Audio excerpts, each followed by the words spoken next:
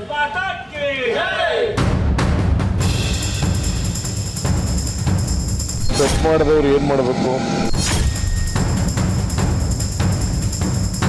वो जो हैं न राम के भक्त हैं, न श्याम के भक्त हैं, न राष्ट्र के भक्त हैं।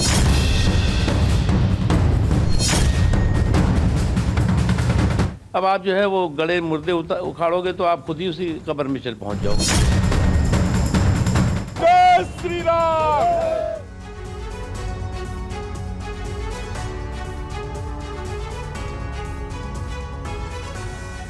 जी हाँ, 31 साल बाद राम के नाम पर कर्नाटक में एक बार फिर मचा है सियासी कोहराम और इस मुद्दे को लेकर पूरे देश में बयानबाजियां शुरू हो गई हैं। आज हम इसी पर करेंगे बात। आपके साथ मैं हूं समीर अब्बास, मेरे साथ रवि मिश्रा भी मौजूद हैं। 22 जनवरी को अयोध्या में भव्य राम मंदिर का उद्घाटन होने जा रहा है। रामलला की प्राण प्रतिष्ठा का कार्यक्रम है, भव्य कार्यक्रम है। फिर इस साल लोकसभा चुनाव भी होने हैं, लेकिन उससे पहले राम मंदिर पर सियासत जोरों पर है। एक तरफ बीजेपी चुनाव में राम मंदिर मुद्दे को भुनाना चाहती है, तो विपक्षी दल बीजेपी को घेरने की पूरी कोशिश कर रहे हैं। इस बीच कर्नाटक में राम मंदिर आंदोलन से जुड़े 2 लोगों की गिरफ्तारी पर मच गया है बवाल। जी और इसको बीजेपी बड़ा मुद्दा बनाने की कोशिश में है, तो कुछ और अहम सवाल भी हैं, उन सवालों पर भी गौर करना बेहद जरूरी है। पहले सवाल जो है वो कि 31 साल बाद गिरफ्तारी क्यों हुई, ये सबसे अहम और सबसे बड़ा सवाल तो यही है कि इतने सालों बाद ये एक्शन क्यों लिया गया। दूसरा सवाल, राम मंदिर के उद्घाटन के वक्त ही कार्रवाई क्यों की गई, एक अहम तारीख सामने है और ठीक उसके पहले ये बड़ी कार्रवाई की गई। तीसरा सवाल, क्या खास वोट बैंक पर सिद्धारमैया की नजर है, क्या किसी खास वोट बैंक को अपने पक्ष में करने की ये कोशिश है? जी हाँ, इस एक्शन के पीछे आखिर कौन सी राजनीति है, जाहिर है चर्चा उस पर भी होगी। चौथा सवाल यह रहा आपके सामने, सिद्धारमैया के एक्शन से कांग्रेस आलाकमान सहमत है क्या? पांचवा सवाल, क्या बीजेपी दक्षिण में इसको बड़ा मुद्दा बनाएगी और क्या वो इसमें कामयाब हो पाएगी? ये अपने आप में एक अहम सवाल है। आज इसी मुद्दे पर बड़ी बहस करने जा रहे हैं, लेकिन पहले शुरुआत अहम खबर के साथ कर रहे हैं। बड़ी खबर, 22 को प्राण प्रतिष्ठा होने जा रही है और गिरफ्तारी को लेकर बड़े बवाल सामने आ रहे हैं। इसी से जुड़ी है रवि हमारी पहली खबर। बिल्कुल समीर, देखिए कर्नाटक में राम भक्तों की गिरफ्तारी पर बवाल हुआ है। गिरफ्तारी के विरोध में बीजेपी का प्रदर्शन। 31 साल बाद गिरफ्तारी पर सियासत तेज हो गई है कर्नाटक में। हिंदू विरोधी नीतियों के खिलाफ प्रदर्शन, यह कहना है बीजेपी का। राम मंदिर आंदोलन से जुड़े केस में 2 लोगों की गिरफ्तारी हुई है और उसके बाद से ही यह बवाल शुरू हो गया है।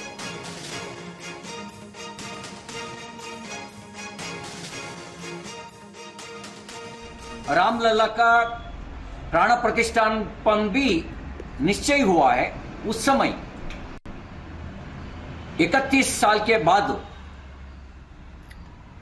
2 कार्यकर्ताओं को कर्नाटक कांग्रेस सरकार गिरफ्तार करवाया है।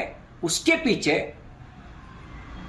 पॉलिटिकल एजेंडा है, उसके पीछे साजिश है, उसको हम खंडन करेंगे और उसके साथ साथ हिंदू विरोधी नीतियों के खिलाफ, कांग्रेस सरकार का हिंदू विरोधी नीतियों के खिलाफ हम प्रोटेस्ट भी करेंगे।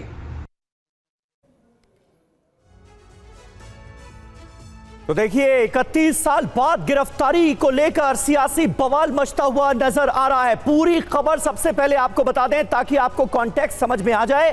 कर्नाटक में हुआ क्या है, गिरफ्तारी क्यों हुई है, ये आप सबसे पहले समझ लीजिए, जान लीजिए।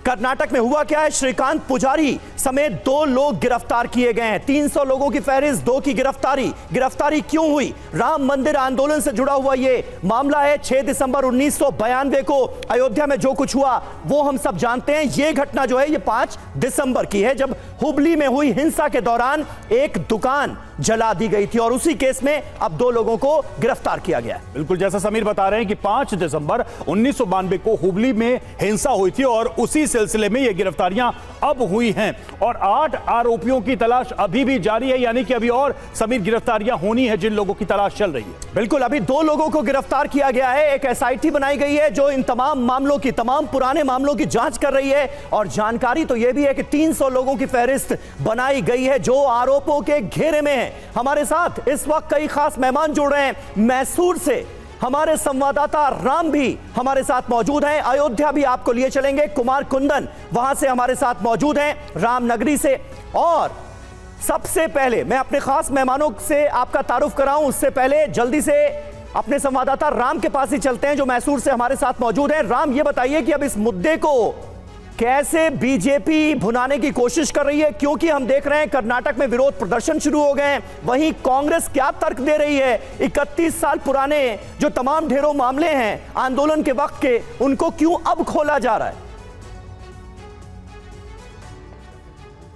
समीर, एक तरफ अयोध्या पे राम मंदिर का काम तेजी से चल रहा है, लेकिन कर्नाटका में यही राम मंदिर के विचार बीजेपी और कांग्रेस के बीच के संघर्ष के लिए कारण हुआ है। इसके कारण 31 साल पहला एक मुकदमा में एक कारसेवक का बंधन हुआ था। उस समय में जो गलबे हुआ था उसके लिए उसका कारण बना के वो 31 साल का पहले का एक केस को रिओपन किया, उसको बंधन किया हुआ है। इसलिए बीजेपी कर्नाटका में विरोध प्रदर्शन कर रहा है। आज बीजेपी के राज्याध्यक्ष BY विजेंद्र और विरोध पक्ष के नेता R अशोक और काफी सारे शासक और MP ये उन विरोध प्रदर्शन में भाग ले रहा है। हर एक जिला केंद्र पे ये विरोध प्रदर्शन होगा। आप देख सकते हैं मैसूर में तो आज ऑलरेडी चालू है कि विरोध प्रदर्शन हो रहा है।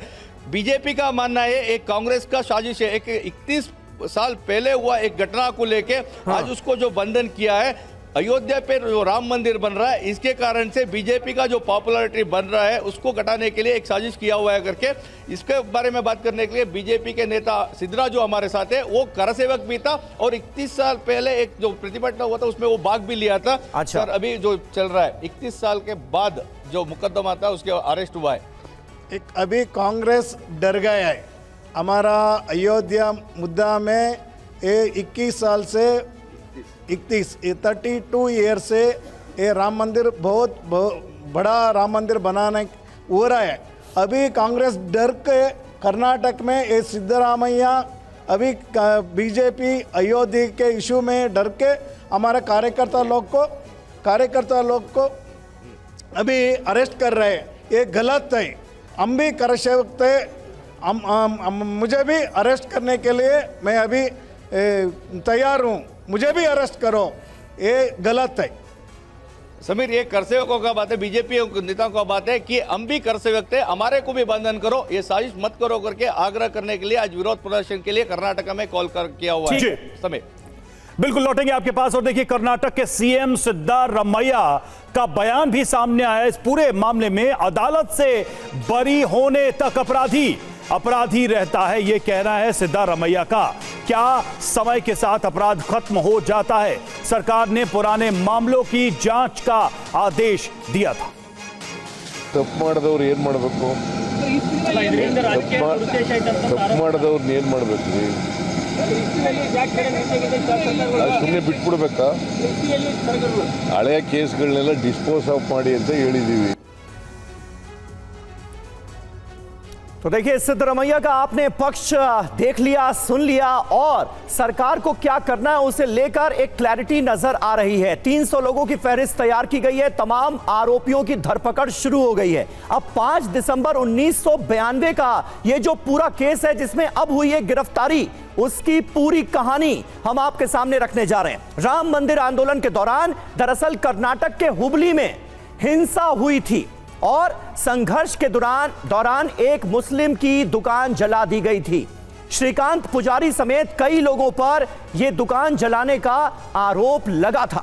1992 के मामलों की जांच के लिए सिद्धरामैया ने कमेटी बनाई है और तमाम पुराने मामले, पुरानी फाइलें फिर से खोली जा रही हैं। बिल्कुल समीर, हिंसा और दंगों के मामलों की जांच कर रहा है विशेष जांच दल, और इसी के तहत यह कार्रवाई भी हो रही है। SIT ने 300 आरोपियों के नामों की एक लिस्ट तैयार की है, जिसको ध्यान में रखकर आगे जांच चल रही है। 1992 से 96 के बीच राम मंदिर आंदोलन के दौरान के ये सभी मामले हैं, यानी कि काफी पुराने मामले हैं सभी के सभी, जिन जिन मामलों का इसमें जिक्र हो रहा है।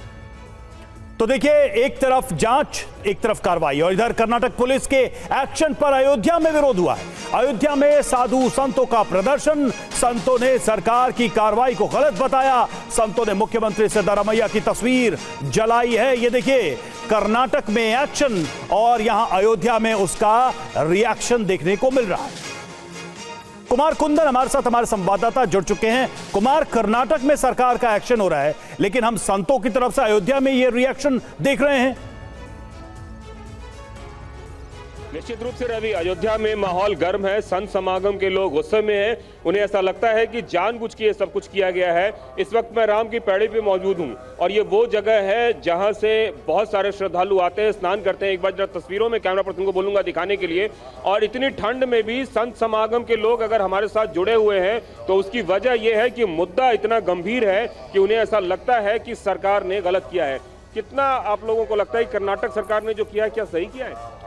कर्नाटक का नाम ही कर्नाटक है जो नाटक करे, और वहाँ की सरकार ने जो हमारे 300 लोगों की सूची बनाई है गिरफ्तार करने के लिए, ये अच्छी बात नहीं है और हम तो इसकी भर्त्सना करते हैं।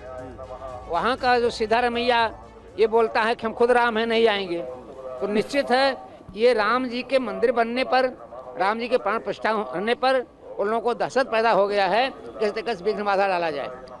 लेकिन क्या लगता है कि ये सही है जो कुछ भी हुआ है? देखिए, जिस प्रकार से उनके नितांत असत्य है, वह जो है घृणित काम कर रहे हैं। जिस प्रकार से 30 वर्षों के बाद उनका नींद खुला है, उससे पहले वो क्या सो रहे थे, उनकी नपुंसकता थी जो आज उन्होंने कार्रवाई करने का सोचा है। 300 लोगों के जो लिस्ट में नाम जारी किया है और एक बुजुर्ग 75 वर्ष के पुजारी को उन्होंने जेल भेजने का कार्य किया गया है। इसलिए अयोध्या वासियों के अंदर, अयोध्या संत के समाज के अंदर आक्रोश है। अगर ऐसा हुआ फिर वो वापस नहीं। देखिए, साधु संत जो हैं वो अपने विरोध का इजहार भी कर रहे हैं। हमारे साथ कुछ खास मेहमान मौजूद हैं, उनसे आपका तारुफ करा दें। शलभ मणि त्रिपाठी हमारे साथ मौजूद हैं, प्रवक्ता हैं भारतीय जनता पार्टी के। समीर चौगावकर हमारे साथ जुड़ रहे हैं, स्टूडियो में ही मौजूद हैं राजनीतिक विश्लेषक के तौर पर। और रवि श्रीवास्तव राजनीतिक विश्लेषक हैं, वो भी हमारे साथ मौजूद हैं। शलभ, जिस तरह से हिंसा करने वाले जो 2 आरोपी गिरफ्तार किए जाते हैं कर्नाटक में, भले ही मामला पुराना क्यों ना हो, लेकिन उन आरोपियों के साथ इस कदर बीजेपी खड़ी हुई क्यों नजर आ रही है कि पूरे कर्नाटक में विरोध प्रदर्शन शुरू हो गए, सरकार को कटघरे में खड़ा करने की कोशिश की जा रही है?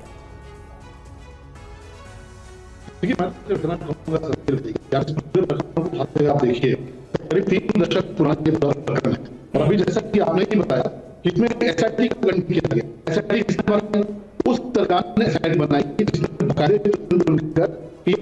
लोगों को मुकदमे वापस दिए थे। तो बहुत मुद्दा बना रही है कि पीएफआई के लोगों के मुकदमे वापस दिए थे।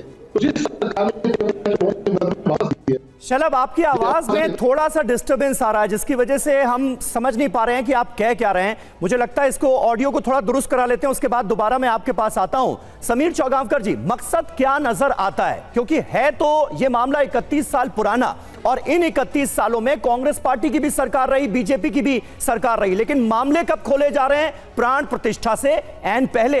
तो इस पर तो सवाल उठेगा फिर। देखिए समीर जी, मामले तब खोले जा रहे हैं जब 22 जनवरी को अयोध्या में प्राण प्रतिष्ठा होने वाली है, और इसके अलावा मामला तब खोला जा रहा है जब कर्नाटक में अब कांग्रेस की सरकार आ गई है। कांग्रेस की सरकार ने सरकार गठन के पहले चुनाव में कहा था कि सत्ता में आएंगे तो बजरंग दल को बैन करेंगे, हिजाब पे उन्होंने परमिशन दे दिए। मुझे लग रहा है कि अब लोकसभा चुनाव को देखते हुए मुस्लिम तुष्टीकरण के कारण, मुस्लिम वोटों के लिए कांग्रेस सरकार ने यह काम किया है कि 31 साल पुराने मामले के जो रफा दफा हो चुका था, उस मामले को वापस निकालकर एक सांप्रदायिक माहौल और कर्नाटक का माहौल खराब करने का काम शुरुआत किया है कांग्रेस सरकार ने।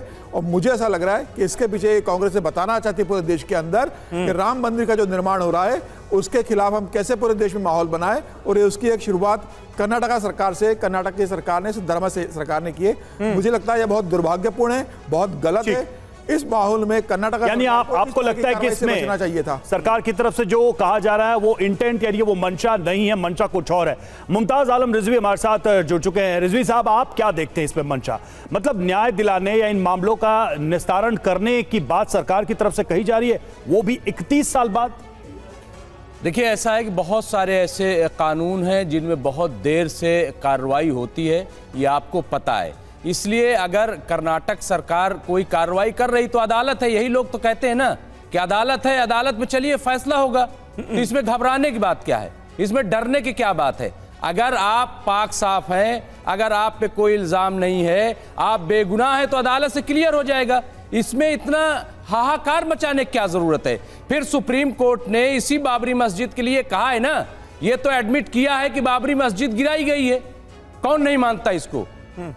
तो ये जब सुप्रीम कोर्ट ने क्लियर किया है, जहां तक भव्य राम मंदिर की बात है वो आप तामीर कीजिए, सुप्रीम कोर्ट ने ऑर्डर किया है, लेकिन जो कल्प्रिट है, जो गुनहगार हैं, अगर उनके खिलाफ कार्रवाई हो रही है तो इसमें मिर्ची मतलब मुमताज आलम साहब 31 साल पुराने ये जो मामले खोले जा रहे हैं, इसमें आपको सवाल सुनिए 31 साल पुराने जो मामले खोले जा रहे हैं इसमें आपको सियासत नजर नहीं आ रही है, इसमें आपको इंसाफ दिलाने की कोशिश नजर आ रही है, ये कह रहे हैं आप? मुझे बिल्कुल सियासत नजर आ रही है। 500 साल पुराने मामले को जब उठाया जाता है, जब आज के मुसलमान को मुगलों से जोड़ा जाता है, बिल्कुल तकलीफ होती है। नहीं होना चाहिए, क्यों हो रहा है?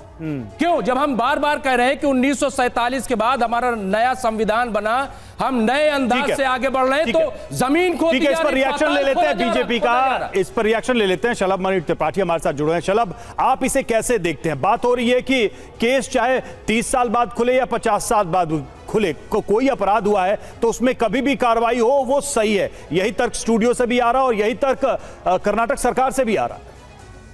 नहीं, देखिए 30 साल बाद या 50 साल बाद की बात ही नहीं है।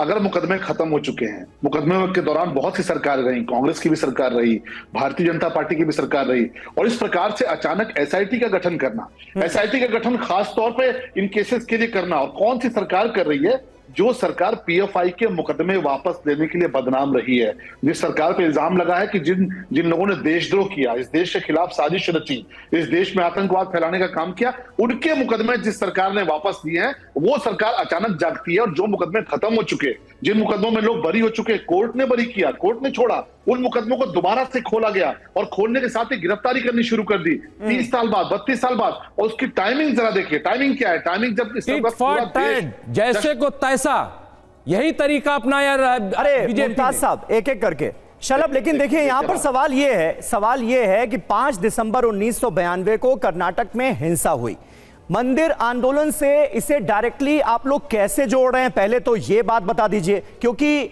राम मंदिर आंदोलन अयोध्या के लिए चल रहा था, ये मामला कर्नाटक के हुबली में है, आंदोलन से जुड़े हुए लोग बताए जा रहे हैं, लेकिन जिन परिवारों के साथ हिंसा हुई, जिनकी दुकानें जला दी गई, वो तो 31 साल से न्याय का इंतजार ही कर रहे होंगे ना, तो आप पीड़ितों के साथ क्यों नहीं खड़े हैं, आरोपियों के साथ क्यों खड़े हैं? अच्छी बात है। अभी टिट फॉर टैट बोल रहे थे मुमताज साहब, टिट फॉर टैट होना शुरू होगा तो बहुत मुश्किल में होगी आपको, इसलिए बाबा साहब भीमराव अम्बेडकर जी का संविधान चलने दीजिए। समीर भाई, आपने जो सवाल पूछा बहुत अच्छा सवाल है। राम मंदिर से इसलिए जोड़ के देख रहे हैं कि उस वक्त जिन लोगों ने मुकदमा लिखवाया, जिन लोगों ने मुकदमा लिखवाया, उन लोगों ने इसको राम मंदिर से जोड़ के, आंदोलन से जोड़कर लिखवाया कि ये जो पूरी घटना है, ये भगवान राम के मंदिर को लेकर जो आंदोलन शुरू हुआ उसके चलते, मतलब आपको लग रहा है कि कोई गुनहगार नहीं है? मुमताज साहब जवाब देने दीजिए। मुमताज साहब प्लीज बीच मत टोकिए, आप एक बहुत अच्छे स्टूडियो में बैठे हैं, थोड़ा उसकी गरिमा का ध्यान रखिए।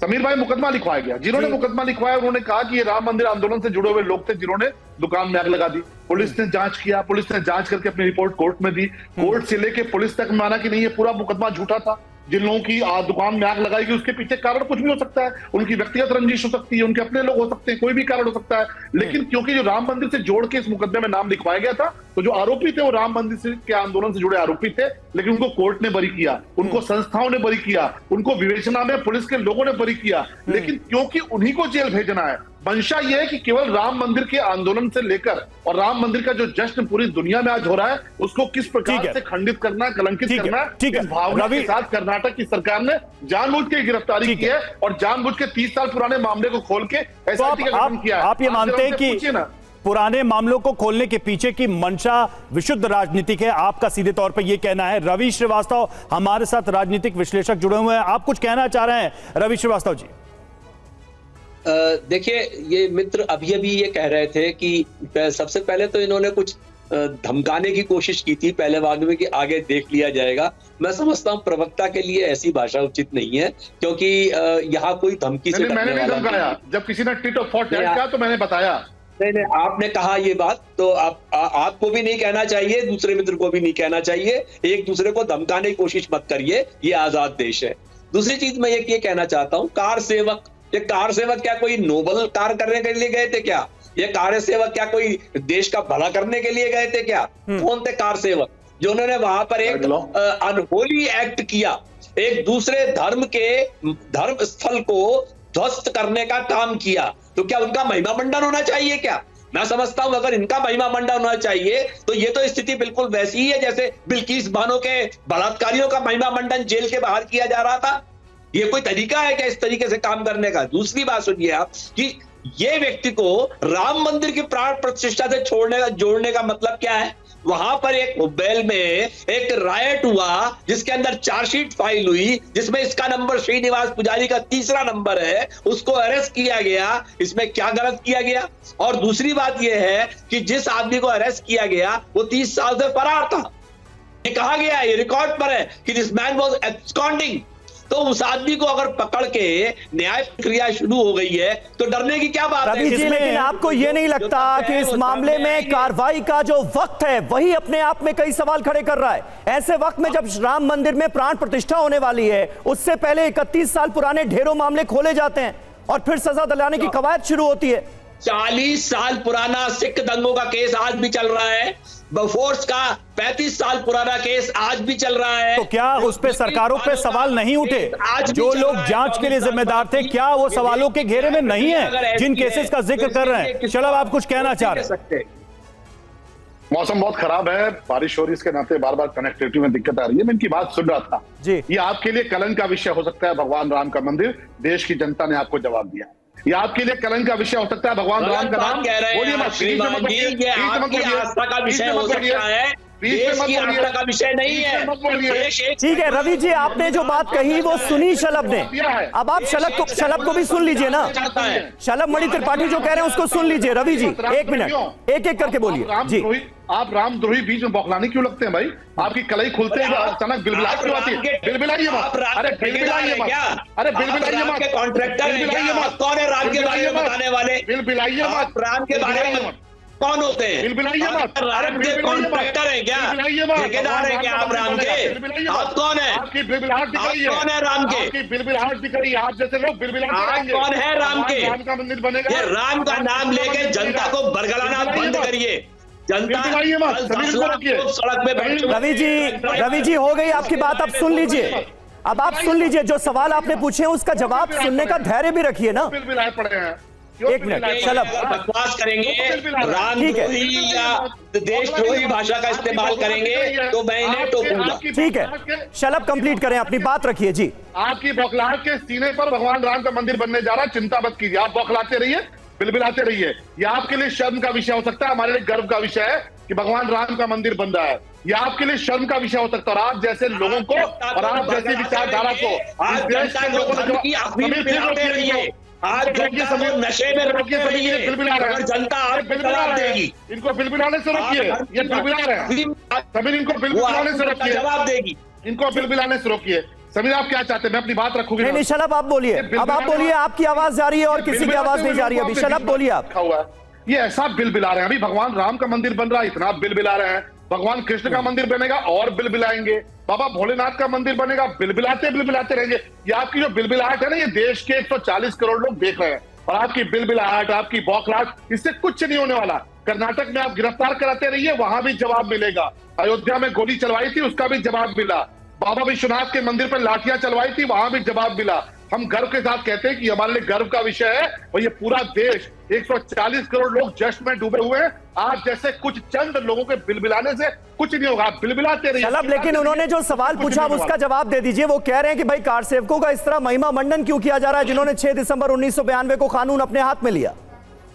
जो कार सेवक निहत्थे होकर गए थे, जो अपने भगवान का राम का मंदिर मांग रहे थे, उन पर गोली चलाने वालों की कोई आलोचना करता है क्या? इनसे पूछिए, इनकी हैसियत है बोलने की कि उन पर गोली क्यों चलाई गई, उन पर लाठी क्यों चलाई गई? एक शब्द बोल सकते हैं। और हम कहते हैं कि जो कार सेवक गए थे वो सही थे।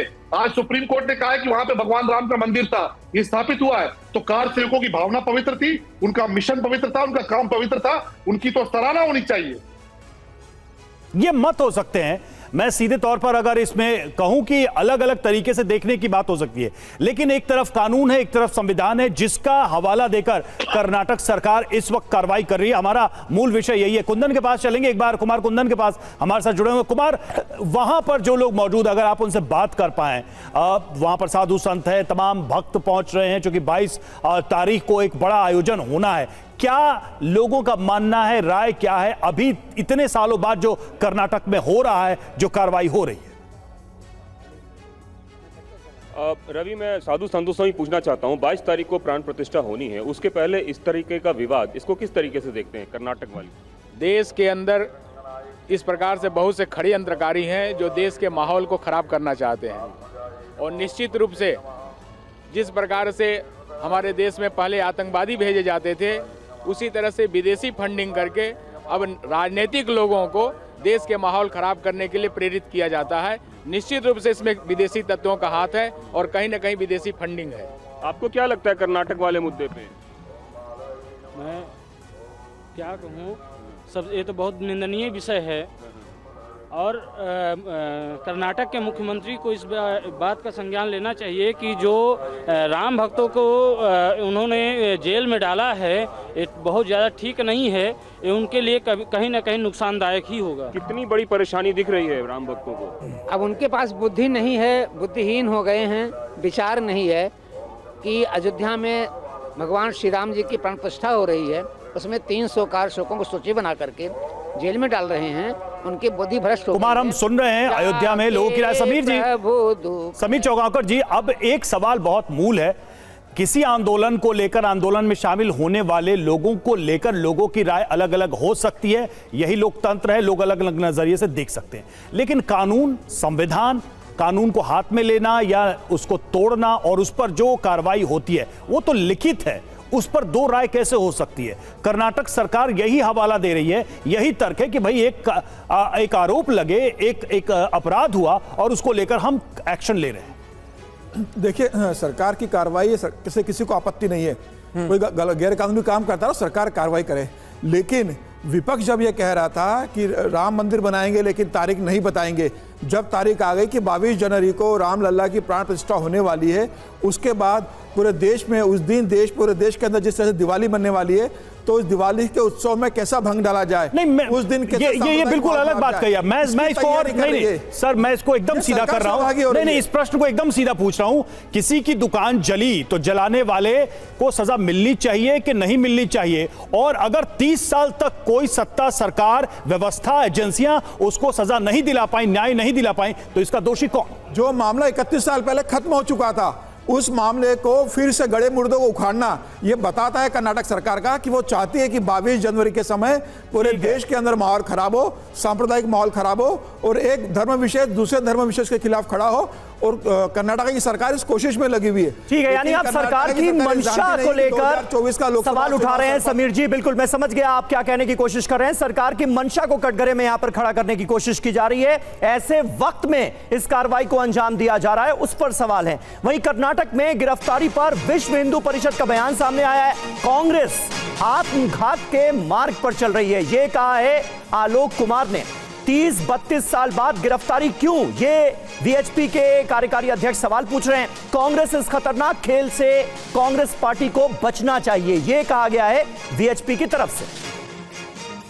1992 की बात भी कर्नाटक में एक लंबे समय तक कांग्रेस का राज रहा था, तब क्यों नहीं हुआ? 30-32 वर्षों के बाद में अब क्यों हो रहा है?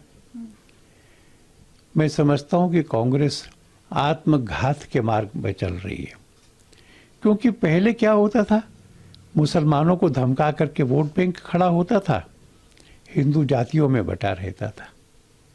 अब अगर कोई मुस्लिम बैंक बनाने की इस तरह की बेईमान कोशिश करेगा तो उसकी प्रतिक्रिया में एक हिंदू वोट बैंक का स्वाभाविक निर्माण होता है। ये बात बीजेपी को फायदा करती है क्योंकि हिंदू बहुसंख्या में है, देश का फायदा नहीं करती।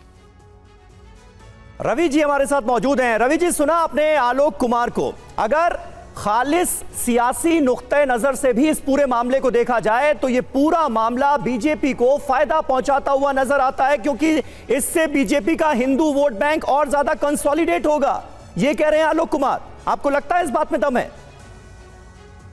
इस बात में कोई दम नहीं है, क्योंकि वीएचपी, बजरंग दल, ये सनातन, वो सनातन, ये सारे सब इनके ही ऑफशूट है, इनके ही संगठन है, तो वो तो इनके पक्ष में खड़े होंगे ही, इसमें कोई नई बात नहीं है। इनके बयान में कोई दम नहीं है। अगर बात पुरानी बात उखाड़ने की है तो फिर 500 साल से ही शुरुआत की जाए उखाड़ने की। आज से क्यों 30 साल पहले से क्यों की जा रही है? ये तो एक न्यायिक प्रक्रिया है जिसमें उसको अगर अरेस्ट किया गया है, इसको राम मंदिर के प्राण प्रतिष्ठा से जोड़ना ही गलत है, क्योंकि ये एक law and order situation particular state की है, पर्टिकुलर के लिए है, इसको पॉलिटिसाइज करने की क्या है। मगर भाजपा ऐसे भी पोलराइज करो, टीपू सुल्तान, ईदगाह का मैदान, सारे उठा करके। शलभ जवाब देना चाहेंगे रवि जिन बातों का रवि जी जिक्र कर रहे हैं कि भाई इस मुद्दे के जरिए दरअसल एक तरह का पोलराइजेशन करने की कोशिश बीजेपी कर रही है। समीर भाई देखिए, आपने एक सवाल पूछा अभी कि किसी की दुकान जलाई गई, कार्रवाई क्यों नहीं होनी चाहिए? बिल्कुल होनी चाहिए। किसी की दुकान जलाई गई, किसी के साथ कोई हिंसा हुई, पर कार्रवाई कर कौन रहा है? कार्रवाई वो लोग कर रहे हैं कि जब इस देश में मुंबई पर हमला हुआ, हमला होते ही उस पार्टी ने कहना शुरू कर दिया कि हमला आरएसएस ने किया है, और निकला कौन? कौन लोग गिरफ्तार हुए, किनको फांसी हुई? आपके देश की न्याय प्रक्रिया ने किसको फांसी दी? किस प्रकार से कर्नल पुरोहित को फंसा के रखा, किस प्रकार से साध्वी प्रज्ञा को इंजेक्शन लगा लगा के टॉर्चर किया, उनके बाल उखाड़े, उनके दांत तोड़े। ये लोग जो कहते थे कि नहीं, हम साहब जो है केवल एक इस देश के संसाधनों पर किसी एक विशेष वर्ग का अधिकार है, उनसे आप उम्मीद कर रहे हैं कि वो न्याय करेंगे? और 30 साल 32 साल बाद जो बीच की सरकारें रही वो क्या करती रही? वो तो कांग्रेस की सरकारें थी।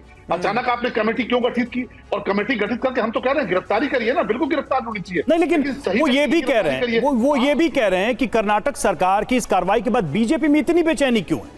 क्या थोड़ी प्रतीक्षा नहीं की जा सकती कि भाई इस मामले में दूध का दूध और पानी का पानी हो जाए? अचानक से इतनी ज्यादा बेचैनी क्यों है? सब तो हो ही रहा है, न्यायालय से सारे फैसले आ ही गए, जो बीजेपी ने मांग रखी थी उसी हिसाब से न्यायिक प्रक्रिया के तहत सब कुछ हुआ, तो इसमें भी वही प्रक्रिया क्यों ना स्वीकार की जाए, उसको क्यों ना फॉलो किया जाए?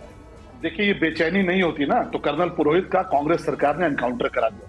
अगर ये बेचैनी नहीं रही होती तो साध्वी प्रज्ञा मारी जा चुकी होती कांग्रेस सरकार के हाथों। ये बेचैनी नहीं रही होती तो जो मुंबई पर हमला हुआ उसमें हिंदू समाज के लोग, हिंदू साधु संतों को फंसाकर इस सरकार ने जेल भेज दिया होता। अगर ये लड़ाई नहीं लड़ी गई होती तो कांग्रेस ने जिस प्रकार से हमेशा चुन चुन कर हिंदुओं को अपमानित किया, हिंदुओं को फंसाने का प्रयास किया, और ये लंबी श्रृंखला, एक श्रृंखला नहीं है। ठीक है, मुमताज आलम साहब जल्दी से जवाब दीजिए। शलभ जिन बातों का जिक्र कर रहे हैं, आपको नहीं लगता कि ये पॉइंट्स भी बहुत जरूरी हैं जिन्हें एड्रेस किए जाने की जरूरत है? देखिए, ऐसा है कि जो पार्टी, जो हुकूमत जी बलात्कारियों को आज़ाद कर दे, उनको बलात्कारी न माने, उनको अपने मंच पे बिठा दे, उन पे हार माला डाले, उससे क्या तवक्को की जा सकती है? क्या उम्मीद की जा सकती है? वो तो संसद में भी पहुंचा देंगे आतंकवादियों को, और फिर मुसलमान जो मुस्लिम पार्लियामेंट है उसको वहां आतंकवादी कहेंगे।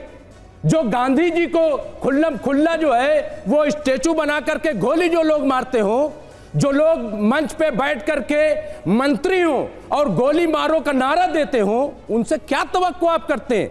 क्या ये कहेंगे कि जो कर्नाटक सरकार कर रही है, जो गुनहगार हैं उनको सजा दिलाने का काम कर रही है, वो अच्छा कर रही? नहीं कहेंगे। और सबसे बड़ी बात ये कि अगर आप गुनहगार हैं, छोड़ दीजिए, वो तो धार्मिक बात है ना, आप मंदिर की बात कर रहे हैं, राम मंदिर की बात छोड़ दीजिए उसको।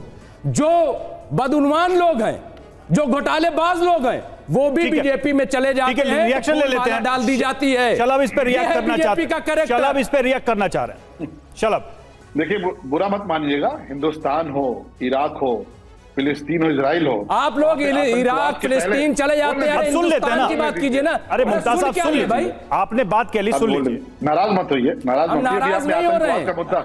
आतंकवाद का मुद्दा हमने जो कहा है वो जवाब दीजिए ना। बिल्किस बानो के गुनहगारों को क्यों छोड़ा आपने? अरे जवाब दे रहे हैं वो, जवाब दे रहा हूं कि दुनिया जानती है कि इजराइल हो, फिलिस्तीन हो, इराक, ईरान, सीरिया हो, वहां पर आतंकवाद के बाद और आतंकवाद के पहले कौन से नारे लगते हैं, कौन लगाता है, ये दुनिया में हर कोई जानता है। अगर आंख बंद करके सोचिएगा कि आतंकवादी, तो एक ही नारा समझ में आता है, वो नारा मैं आप बोलना नहीं चाहता, नहीं तो आप मेरे खिलाफ फतवा जारी कर देंगे। लेकिन मैं जानता हूं, आप इस बात बोलने दीजिए, अरे बोलने दीजिए। देखिए, ऐसा है ना, आप इस घटना को लेके आप जिस प्रकार का उत्साहित हैं, कांग्रेस वही उत्साह चाहती है। कांग्रेस जो कि पीएफआई के लोगों के मुकदमे वापस, उत्साहित हम नहीं है, अरे बोलने दीजिए ना। पीएफआई के लोगों के मुकदमे लेने वाली कांग्रेस पीएफआई के मुकदमे वापस लेती है, किस आधार पे आपने वापस ले लिए? बाकायदे सरकार ने वापस। चलिए ठीक है, तो कुल मिलाकर कांग्रेस वर्सेस बीजेपी होता हुआ एक बार फिर नजर आ रहा है इस मुद्दे के जरिए, वो भी प्राण प्रतिष्ठा कार्यक्रम से। एंड पहले आप सभी का बहुत बहुत शुक्रिया। हमारे दिल्ली सरकार के मंत्री सौरभ भारद्वाज ने अरविंद केजरीवाल को ईडी के समन पर केंद्र सरकार से सवाल किए हैं। केजरीवाल को ईडी के समन पर सौरभ भारद्वाज का बयान, पूरा मामला राजनीति से प्रेरित है। ईडी बताए केजरीवाल को किस हैसियत से बुलाया जा रहा है।